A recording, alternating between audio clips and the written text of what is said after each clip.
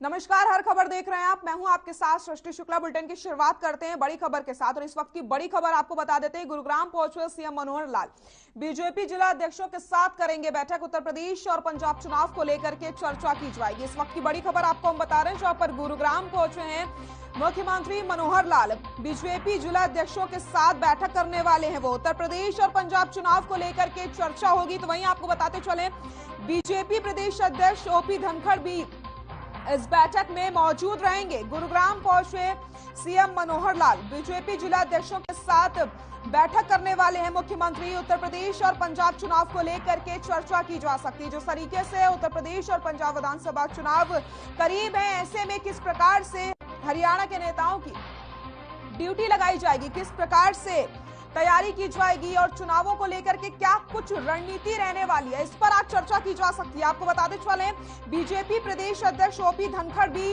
इस बैठक में मौजूद रहेंगे। इस वक्त की बड़ी खबर, गुरुग्राम पहुंचे सीएम मनोहर लाल, बीजेपी जिला अध्यक्षों के साथ करने वाले हैं वो बैठक। उत्तर प्रदेश और पंजाब चुनाव को लेकर के चर्चा भी की जाएगी। तो वहीं आपको बताते चले, इस बैठक में बीजेपी प्रदेश अध्यक्ष ओपी धनखड़ भी मौजूद रहेंगे। बीजेपी जिला अध्यक्षों के साथ एक बैठक आज मुख्यमंत्री करने वाले हैं। उत्तर प्रदेश और पंजाब चुनाव को लेकर के भी चर्चा की जाएगी। बीजेपी प्रदेश अध्यक्ष ओपी धनखड़ भी इस बैठक में मौजूद रहेंगे। तो गुरुग्राम पहुंच चुके हैं मुख्यमंत्री मनोहर लाल और बीजेपी जिला अध्यक्षों के साथ आज बैठक होने वाली है। उत्तर प्रदेश और पंजाब चुनाव को लेकर के भी चर्चा की जाएगी। तस्वीरें भी आपको हम दिखा रहे हैं, आप देख सकते हैं आपकी टीवी स्क्रीन पर ये तस्वीरें, जहां पर गुरुग्राम पहुंच चुके हैं मुख्यमंत्री मनोहर लाल। उत्तर प्रदेश और पंजाब चुनाव को लेकर के एक अहम बैठक आयोजित की जाएगी, जिसमें आपको बताते चले प्रदेश अध्यक्ष ओपी धनखड़ भी इस बैठक में मौजूद रहेंगे।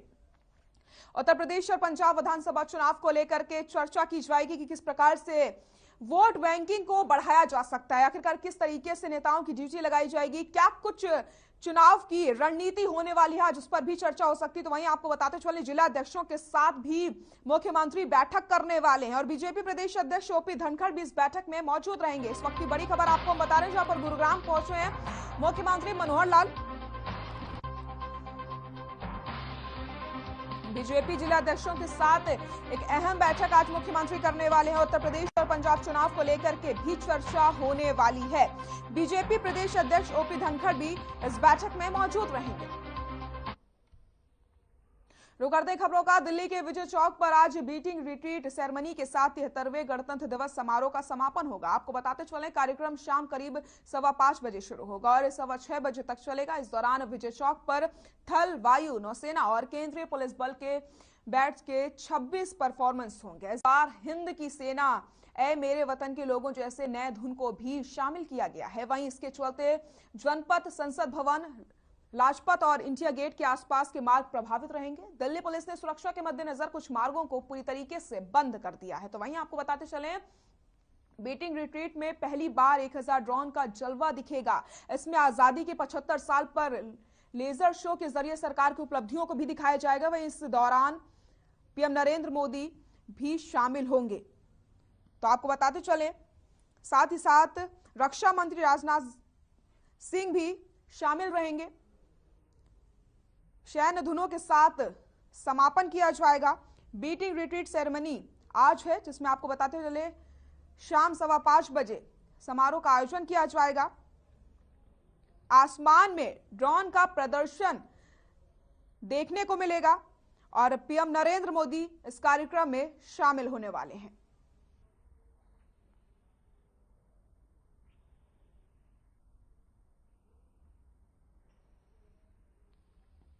केंद्रीय वित्त मंत्री निर्मला सीतारमण 1 फरवरी को आम बजट पेश करने वाली हैं। आम बजट में आपको बताते चलें, लोगों की ओर से बढ़े हुए पेट्रोल के दामों को कम करने की उम्मीद जताई जा रही है।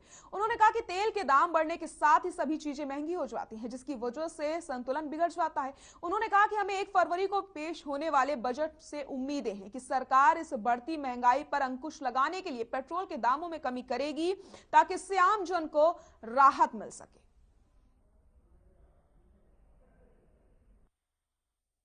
1 फरवरी को आम बजट पेश होने वाला है, उसी को लेकर हम लोगों की प्रतिक्रिया जानते हैं। आखिर लोगों की क्या राय है। इस समय हम खड़े हैं पेट्रोल पंप पर, जहां जानते हैं बढ़े हुए तेल के दामों को कम करने के लिए जनता क्या कहती है। सर, हम आपका नाम जानना चाहेंगे। जी, मेरा नाम खान है। क्या कहेंगे बढ़े हुए दाम जैसे पेट्रोल के, उनको कम करना चाहिए सरकार को नहीं सर, ये तो बहुत ज़रूरी है। इस समय जो तेल के दाम कम होने चाहिए, क्योंकि तेल पर दाम बढ़ते हैं तो हर चीज़ पर महंगाई बढ़ जाती है। बस सरकार से यही अनुरोध करेंगे कि इस बजट में जो सबसे कम तेल के ही रेट किए जाएं। तो अभी तक जिस तरह से तेल के दाम बढ़ते जा रहे थे, किस तरह से मार पड़ रही थी गरीब लोगों पर?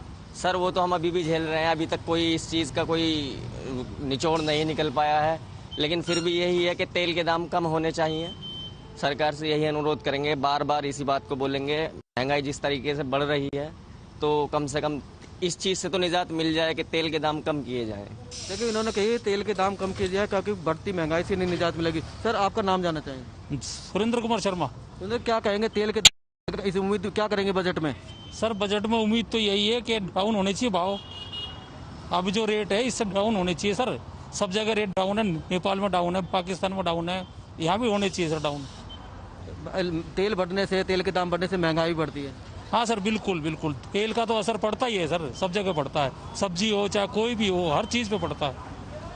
तो देखिए जिस तरह से तेल के दाम बढ़ते हैं उस दौरान जैसे ऊपर के लोगों को तो फर्क नहीं पड़ता, जो निम्न स्तर के लोग हैं उनको लोगों को फर्क पड़ता है, गरीब लोगों को ज्यादा। सर जो गरीब है उनको तो पड़ता ही है, जो मध्यम वर्ग के हैं उनको भी असर पड़ता है सर, उनके ऊपर भी असर पड़ता है, काफी असर पड़ता है। क्या उम्मीद रखेंगे? सर उम्मीद यही है कि रेट डाउन होने चाहिए, कम होने चाहिए। लेकिन सर ये होंगे तो मेरे को लगता नहीं है ये रेट होंगे डाउन, क्योंकि अभी यूपी में भी इलेक्शन है, 5 जो है राज्यों में इलेक्शन है, उसके बाद ये रेट बढ़ाएंगे, मेरे हिसाब से कम नहीं होंगे। देखिए इनकी उम्मीद अभी इन्हें कम लगती है, लेकिन फिर भी लोग कह रहे हैं कि उम्मीद कर रहे हैं कि पेट्रोल के दाम कम होने चाहिए। अभी हमारे साथ एक और भी ग्राहक साथ। सर हम आपका नाम जानना चाहेंगे? शुभम क्या कहेंगे, क्या उम्मीद करेंगे? 1 फरवरी को बजट पेश होने वाला है तो तेल के दाम कम होना चाहिए, क्या उम्मीद करेंगे? चांसेस तो है कम होने के, बट आगे देखो गवर्नमेंट क्या करे। क्या मांग क्या करते हैं? कम होने चाहिए, वही 74 रुपीज़ लीटर बिकना चाहिए। देखो जो पहले दाम चल रहा था 74-75 का, वही लोगों को उम्मीद कर रहे हैं कि उसी तरह के दाम यहाँ मिलने चाहिए ताकि आम लोगों को राहत मिल सके, क्योंकि तेल के दाम बढ़ने से हर चीज़ महंगी हो जाती है और महंगी होने से गरीब लोगों का जीवन यापन करना मुश्किल हो जाता है। इसलिए लोग इस आम बजट से तेल के दाम कम करने की उम्मीद जता रहे हैं। महेंद्र भारती, हर खबर हरियाणा, रेवाड़ी। ताकि हम लोग आगे जो महंगाई हो रही है और भी चीज़ों में तेल के ऊपर ही डिपेंड करता है। जितना भी जो भी चीज़ें चाहे राशन हो, ट्रांसपोर्ट के थ्रू ही होता है। अगर तेल की कीमत बढ़ी तो हर एक चीज़ की ऑटोमेटिक कीमत बढ़ेगी। बजट आने और चंडीगढ़ से इस वक्त की बड़ी खबर आपको बता देते हैं। चंडीगढ़ से इस वक्त की बड़ी खबर, अशोक बलहारा का बयान सामने आया है। चंडीगढ़ से बड़ी खबर बता रहे हैं, जाट आरक्षण संघर्ष समिति के राष्ट्रीय संयोजक हैं। सरकार हमें आरक्षण ना तो केंद्र और ना ही राज्य से मिला, जाटों पर दायर मुकदमे अभी तक वापस नहीं लिए गए हैं। अशोक बलहारा का बयान सामने आया है। चंडीगढ़ से बड़ी खबर, जाट आरक्षण संघर्ष समिति के राष्ट्रीय संयोजक हैं अशोक। सरकार चुनावों के वक्त प्रोपेगेंडा चलाती है, जाट समाज के लिए बीजेपी ने कुछ भी नहीं किया है, जाटों पर दायर मुकदमे अभी तक वापस नहीं लिए गए। तो आपको बताते चले, सरकार को घेरते हुए अशोक बलहारा ने बयान दिया है। जाट आरक्षण संघर्ष समिति के राष्ट्रीय संयोजक हैं अशोक। सरकार चुनावों के वक्त प्रोपेगेंडा चला लेती है, लेकिन जाट समाज के लिए अभी तक कुछ भी नहीं किया गया है। चंडीगढ़ से बड़ी खबर आपको हम बता रहे हैं, अशोक बलहारा का बयान सामने आया। जाट आरक्षण संघर्ष समिति के राष्ट्रीय संयोजक हैं अशोक। सरकार चुनावों के वक्त चलाती है प्रोपेगेंडा, जाट समाज के लिए बीजेपी ने कुछ भी नहीं किया, जाटों पर दायर मुकदमे अभी तक वापस नहीं लिए गए। तो आपको बताते चले, चंडीगढ़ से इस वक्त की बड़ी खबर, अशोक बलहारा का बयान सामने आया है। सरकार चुनावों के वक्त प्रोपेगेंडे को चलाती है, जाट समाज के लिए बीजेपी ने अभी तक कुछ नहीं किया और जाटों पर जो मुकदमे दर्ज किए गए थे वो भी अभी तक वापस नहीं लिए गए हैं। राष्ट्रीय अनुसूचित जाति आयोग के निर्देश पर सरकार की ओर से एससी कर्मचारियों की शिकायतों के निपटारे के लिए उच्च स्तर कमेटी का गठन किया गया। आपको बताते चले, प्रदेश में अलग अलग विभागों के बोर्डों और निगम में कार्यरत अनुसूचित जाति के कर्मियों की समस्या के निपटारे के लिए आयोग बना है। वहीं उच्च स्तरीय आयोग की अध्यक्षता वरिष्ठ आईएएस अधिकारी अनुराग अग्रवाल को सौंपी गई है। इसमें 3 आईएएस और 1 एचसीएस अधिकारी भी शामिल हैं।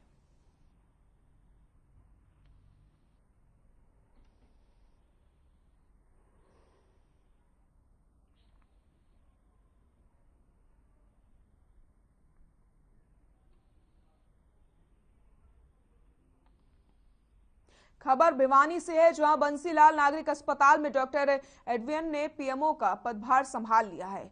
यह पालेराम चैरिटेबल ट्रस्ट ने उन्हें गुलदस्ता भेंट करके स्वागत किया। इस दौरान डॉक्टर एडवियन ने कहा कि हमारा प्रयास रहेगा कि बंसीलाल नागरिक अस्पताल को भी प्रदेश और देश में नंबर 1 लाया जाए।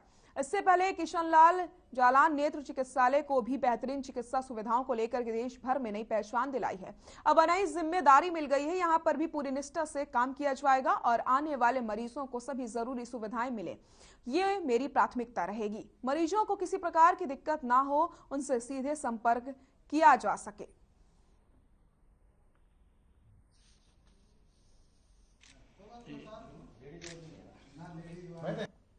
सबसे पहले पेशेंट ही हमारे लिए, तो पेशेंट खुश हैं तो सब कुछ खुश है इस दुनिया में। हम जब तक जलान में रहे, मैंने जलान का 1 नंबर पे काम किया, स्टेट में क्या पूरे हमारे वीकेंड से कंट्री में हमारा जलान का 1 नंबर पे नाम रहा। इसी तरह मैं चाहूँगा कि हमारे सिविल हॉस्पिटल का नाम 1 नंबर पे रहे और जितनी यहाँ डॉक्टरों की कमी है उसको कमी को पूरा किया जाएगा। यहाँ मेडिको लीगल से रिलेटेड जो भी इशूज़ हैं, पोस्टमार्टम से रिलेटेड जो भी इशूज़ हैं, उनको भी सोल्व किया जाएगा। चैरिटेबल ट्रस्ट की तरफ से हमने डॉक्टर साहब को सम्मानित किया है और सम्मानित करने का काम हम करते रहते हैं। हमारी एक ये दिल की इच्छा है कि डॉक्टर साहब बहुत अच्छा काम करें, जो इसमें त्रुटियां हैं, जो भी कमियां हैं, उन कमियों को दूर करने की कोशिश करें। वैसे तो पहले भी डॉक्टर साहब ने जलान हॉस्पिटल में रह करके बहुत अच्छा नाम कमाया है। हम परमात्मा से दुआ करते हैं कि आगे भी ये सिविल हॉस्पिटल में भी जो भी कमियां हैं उनको दूर करें और परमात्मा से मन से ये भी दुआ करते हैं कि जल्दी उनको और भी उन्नति और प्रगति करें।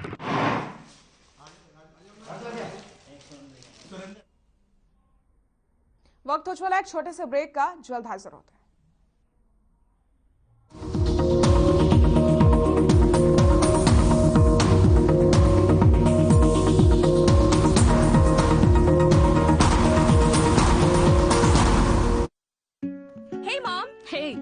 I can download a song really fast. I can make dosas faster. Must be joking. Bus 3 easy steps. Mix with water, spread batter, fry. गाना डाउनलोड हुआ? नहीं, पर तब तक मैं इडली बनाती हूँ। हमने बनाया किड्स से। निरमा शुद्ध नमक कहीं से खरीद के रिफाइन किया गया नमक नहीं, ये पानी से पैक तक का सफर तय करता है। निरमा के अपने 30,000 एकड़ के प्लांट में आधुनिक वैक्यूम इवेपोरेशन मेथड से, इसलिए इसमें अशुद्धि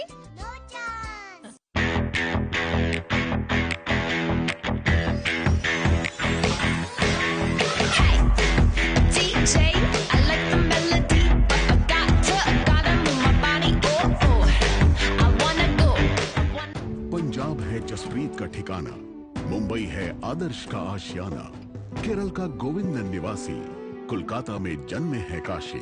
हर हिंदुस्तानी की शान, ARB बियरिंग्स जोड़े सारा हिंदुस्तान। निरमा शुद्ध नमक कहीं से खरीद के रिफाइन किया गया नमक नहीं, ये पानी से पैक तक का सफर तय करता है। निरमा के अपने 30,000 एकड़ के प्लांट में आधुनिक वैक्यूम इवेपोरेशन मेथड से, इसलिए इसमें अशुद्धि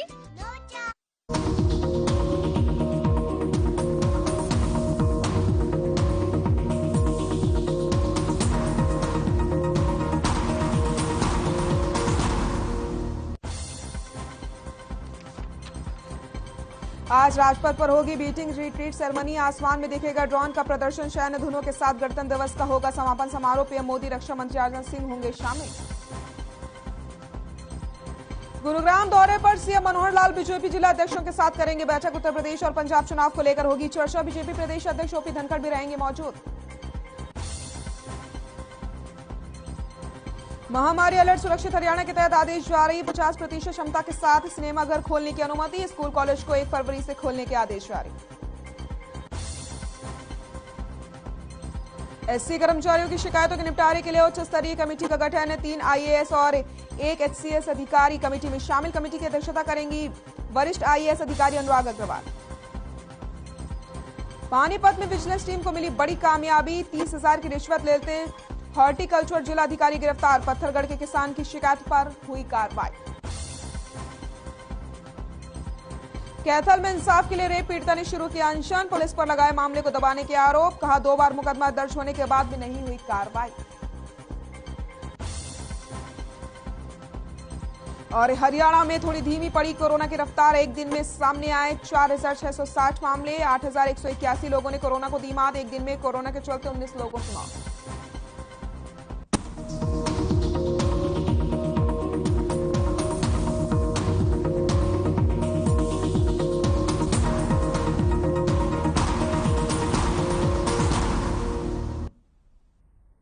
ब्रेक के बाद एक बार फिर से आप सभी का स्वागत है। रुक करते हैं खबरों का। हरियाणा में कोरोना की रफ्तार थोड़ी धीमी पड़ती नजर आ रही है, जहां एक दिन में कोरोना के 4,630 मामले सामने आए, जबकि 8,181 लोगों ने कोरोना को मात दे दी है। वहीं एक दिन में कोरोना के चलते 19 लोगों की मौत हुई है। आपको बताते चले, फिलहाल प्रदेश में कोरोना के 31,988 केस एक्टिव हैं और अब तक 8,95,339 लोगों ने कोरोना को मात दे दी है। वहीं कोरोना का रिकवरी रेट 95.49% पहुंचा। वहीं गुरुग्राम में सबसे ज्यादा 1,545 कोरोना केस सामने आए, जबकि फरीदाबाद में 407, पंचकुला में 359, तो सोनीपत में 246, हिसार में 239 केस सामने आए। इसके अलावा करनाल में 215, अंबाला में 202 लोग कोरोना संक्रमित पाए गए हैं।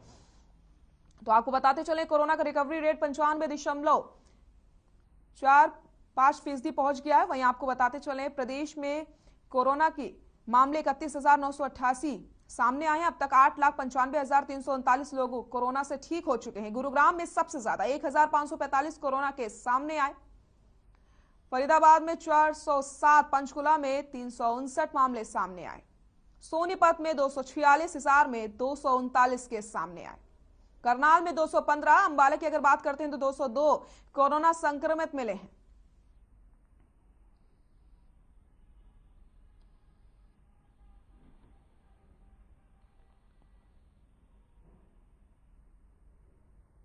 भिवानी में प्राइवेट स्कूल वेलफेयर एसोसिएशन ने प्रदेश अध्यक्ष, आपको बताते चले, राम अवतार शर्मा के नेतृत्व में पूर्व मंत्री मनीष ग्रोवर को ज्ञापन सौंपा। इस दौरान उन्होंने कहा कि उनके स्कूल सरकार जल्दी खुलवाएंगे। प्राइवेट स्कूल वेलफेयर ने कहा कि सरकार से पहले भी मांग की जा चुकी है कि सरकार ने 10 से 12वीं स्कूल खोलने के आदेश तो दिए हैं, लेकिन वो चाहते हैं कि स्कूलों को नर्सरी से खोला जाए।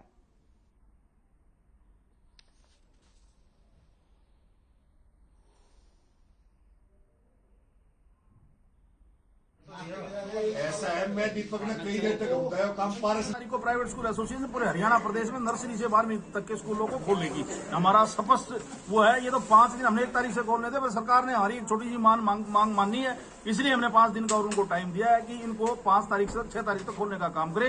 नहीं तो हमें मजबूरी बस, क्योंकि पेरेंट्स का हमारे पास दबाव है। पेरेंट्स हमारे पास आते हैं, वो लिखित में देने के लिए तैयार हैं, वो कह रहे हैं कि स्कूल खोलो, हम आपके साथ हैं। तो हरियाणा का पेरेंट्स का विश्वास हमारे ऊपर है, तो उनके विश्वास पे खरा उतरने का काम करेंगे तो स्कूलों को खोलना पड़ेगा, हमारी मजबूरी है। सर क्या मजबूरी है? क्योंकि बार बार सरकार कह रही है क्योंकि कोरोना का खतरा लगातार ज्यादा है, छोटे बच्चों में अगर किसी को कोई कोरोना, आप सभी जागरूक पत्रकार साथी हैं, कोरोना है तो पूरे देश के लिए, पूरे हरियाणा प्रदेश के लिए, वो पेरेंट्स के लिए भी है। जब पेरेंट्स को आपने खुली छूट दे दी, आप मार्केट में जा सकते हैं, पेरेंट्स ने आपको खुली छूट दे दी, कामकाजी है वो अपने काम पे भी जा सकते हैं, क्या वो शाम को अपने घर पे नहीं आते? क्या वो अपने बच्चों से नहीं मिलते? क्या अगर कोरोना है तो वो उनको कैसे आपको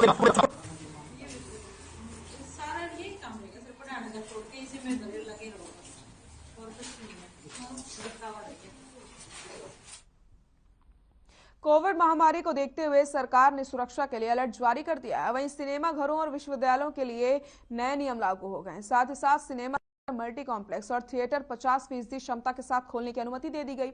इसके साथ ही विश्वविद्यालय, कॉलेज, स्कूलों और अन्य शिक्षण संस्थानों को भी 1 फरवरी से खोलने के आदेश दे दिए गए हैं। तो कोरोना की जो रफ्तार है वो लगातार धीमी होती चली जा रही है। ऐसे में अब नए नियम लागू हो गए हैं। 50% क्षमता के साथ सिनेमा घर खोलने के आदेश जारी कर दिए गए हैं।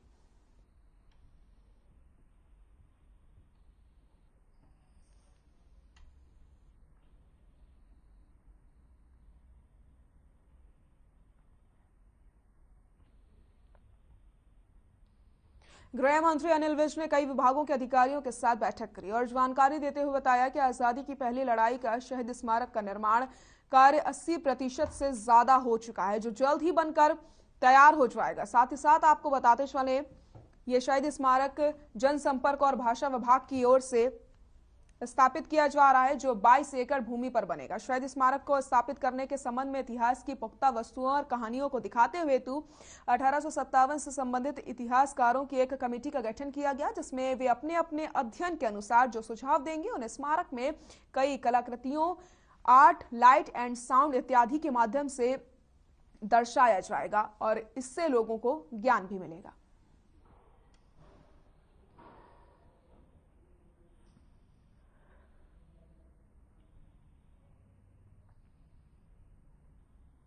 कैथल के पिहोवा चौक पर इंसाफ की मांग को लेकर के एक रेप पीड़िता अनिश्चितकालीन अनशन पर बैठ चुकी है। जी हां, आपको बताते चले, महिला का आरोप है कि कैथल नगर परिषद में कार्यरत एक कर्मचारी ने पहले उसके साथ जान पहचान बढ़ाई और फिर एक दिन आरोपी ने घर में घुसकर जबरन उसके साथ रेप किया और अश्लील फोटो खींच लिए। पीड़िता ने बताया कि आरोपी ने उसे धमकी दी है कि अगर उसने किसी को बताया तो फोटो को वायरल कर देगा। वहीं आपको बताते चले, पुलिस पर भी आरोप लगाए हैं पीड़िता ने, और पीड़िता ने कहा कि कई बार मैंने मुकदमा दर्ज करवाया लेकिन उसके बावजूद भी कोई कार्रवाई नहीं हुई है। पुलिस मामले को रफा दफा कर रही है। वहीं सिविल लाइन थाने में एसएचओ वीरभान ने मुकदमा दर्ज किया था और दोनों पक्षों के बीच समझौता हो गया है। इसके बाद केस को वापस लिया गया, ऐसा उनका कहना है। अब देखने वाली बात यही होगी कि आखिरकार पीड़िता को इंसाफ कब तक मिलता है। जी मेरी कंप्लेंट थी, पहले भी थी, दी थी मैंने, तो फिर एसपी साहब बोले, एफसी ऑफिस में बोले दोबारा से दे दो। मैंने दोबारा से दे दिया। एसपी साहब से भी 2 बारी मिली हूँ मैं। आज भी मेरी बीच में तबीयत खराब हो गई थी, पीछे से एसपी साहब से मिलने गई थी। मैंने ये बोल दिया था भाई एसपी साहब कोई कार्रवाई नहीं कर रहे हैं। ये वहाँ पे एसएसओ साहब भी था 21 सेक्टर के, भाई कोई कार्रवाई नहीं कर रहे हैं, बता क्या करूँ। एक एफआईआर लॉन्च कराई थी 417 नंबर 31/8/2021 को। इन राजेंद्र नाम के व्यक्ति के खिलाफ दर्ज करवाई थी। इन दोनों आपस में समझौता हो गया था, जिन्हें एफआईआर लिख के दिया था भाई मैं अपने इस पे कोई कार्रवाई करना चाहती, ये मुकदमा में कैंसिल रिपोर्ट कर दी गई थी। तो अब सर क्या कुछ कदम उठाए जा रहे हैं महिला के जो उठाने के लिए प्रशासन द्वारा? महिला पुलिस कर्मचारी इसको उठाने के लिए गई थी, इसने उठने से मना कर दिया।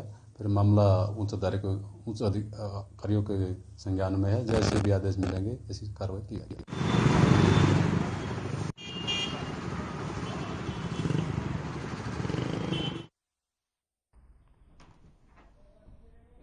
गुरुग्राम के सदर बाजार में बदमाशों द्वारा डकैती का मामला सामने आया। दरअसल मंगलवार सुबह हथियारबंद बदमाश गुरुग्राम के सदर बाजार स्थित एक गारमेंट्स के शोरूम का ताला तोड़कर के अंदर घुस जाते हैं। बदमाशों ने सबसे पहले शोरूम के सीसीटीवी को तोड़ा। शोरूम में रखे सामान, लैपटॉप, स्वैपिंग मशीन और अन्य सामान को लेकर फरार हो गए।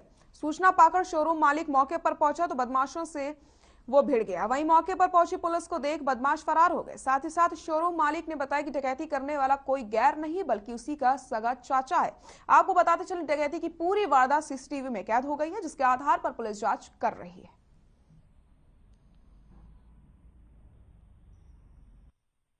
सदर बाजार का गार्ड है जो मेरे पास भागा 4:30 बजे करीब मेरे घर पहुंचा कि आपके चाचा और उसकी फैमिली ना दुकान पे ताले तोड़ रहे हैं और आप उनके साथ कम से कम 30-40 बदमाश है, उनके साथ अवैध हथियार हैं, सामान है, लोहे, सरिये सब लेके आए हुए हैं वो, और 3-4 पिकअप में आए हुए हैं सारे बदमाश भर के।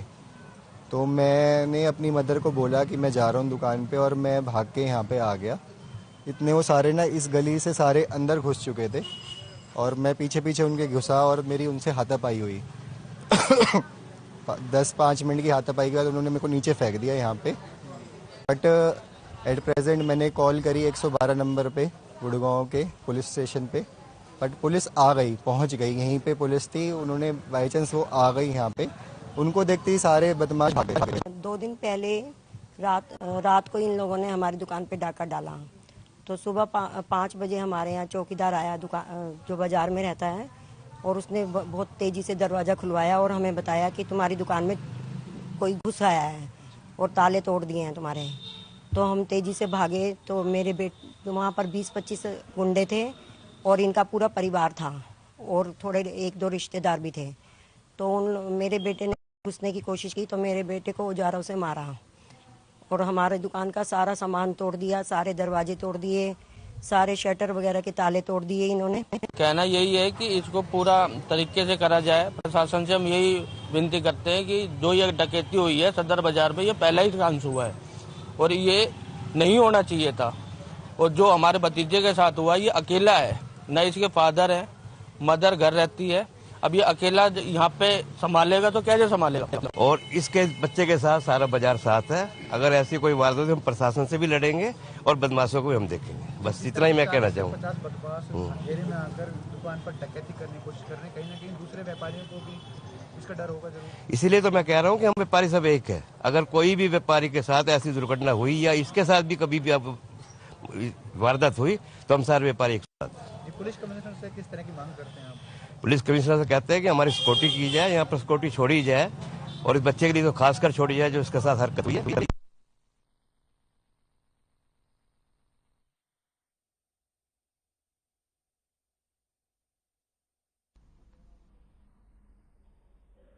बुलेटिन में फिलहाल के लिए इतना ही। नमस्कार।